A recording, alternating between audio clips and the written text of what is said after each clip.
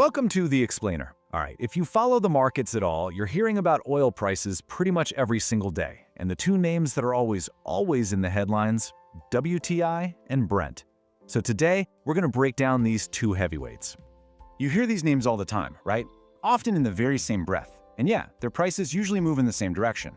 But what actually separates the American champion, WTI, from the global titan, Brent? Well, it turns out there's quite a lot going on under the surface. Okay, so let's get into it. Before we can really put our two contenders in the ring, we've got to understand the rules of the game. See, when it comes to crude oil, not all barrels are created equal. So what exactly makes a certain type of crude high quality, premium? First up, we've got something called API gravity. Now, don't let the name scare you, it's actually pretty simple. Think of it as a measure of density, how light or heavy the oil is compared to water. And all you really need to remember is this: the higher the number, the lighter the oil. That's a huge deal because lighter oil is way easier and cheaper to refine into the good stuff like gasoline. Next, we have what's called sweetness. And no, this has nothing to do with taste, it's all about sulfur. If an oil has less than 0.5% of sulfur, it gets called sweet. And why is that good? Well, less sulfur means less gunk to clean out and less corrosion at the refinery, which makes it a whole lot more desirable. So here's the bottom line. Light and sweet crude is the gold standard. It's the perfect combo that every refinery is looking for because it's just the most efficient and profitable stuff to turn into the fuels that power our world. All right, now that we know what makes a premium oil, let's bring in our main contenders. Let's put West Texas Intermediate and North Sea Brent side by side. This is the tale of the tape, folks. Okay, so look at this.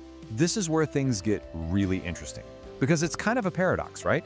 On paper, WTI is actually the higher quality oil. It's a little lighter and it's noticeably sweeter than Brent. So you'd think, hey, this should be more valuable. But, and this is a huge but, look at the transport. WTI is pulled from fields deep inside the US, and its main delivery point is totally landlocked in Oklahoma. Brent, on the other hand, is pumped right out of the sea, giving it a VIP pass to international shipping lanes. And that one single difference, logistics, is an absolutely massive factor in their price. The gap between their prices, which traders call the spread, can swing like crazy based on pipeline capacity, shipping routes, and of course, what's happening on the world stage. This timeline here tells a really fascinating story of global economics and geopolitics, all through the lens of that oil price gap. You can literally see how each of these major events pulled the prices of WTI and Brent apart or pushed them back together. And this number just perfectly illustrates the point. Back in 2011, there were serious fears that key shipping routes in the Middle East could get shut down. All of a sudden, the oil that was already at sea, Brent, became way more valuable. Its price skyrocketed, trading at an incredible $25 premium over the landlocked WTI. So, what do we got? We've got two different premium oils, with prices that dance to slightly different tunes based on what's happening in the world. We know one is technically better quality, but the other is a whole lot easier to ship. So, why should you actually care about any of this? Well, here's the number one reason, the big one. Brent is the dominant global benchmark. It is the standard. Because it's sea-based and can get anywhere, about 2/3 of all international oil contracts are priced based on Brent. It literally sets the tone for energy prices for most of the planet. So, let's break down the key takeaways from our little showdown here.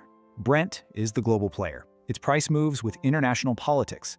WTI is more of a reflection of what's happening right here in the US market. It's that classic battle of quality versus logistics. And here's a cool tip. Watching that price spread between them can give you a real-time reading on just how stressed the global energy market is. Which, of course, leaves us with a final thought. We live in a world that's constantly changing, right? We've got shifting trade routes, new energy sources coming online, and completely unpredictable geopolitics. And that means this dynamic battle for dominance between WTI and Brent, well, it's far from over.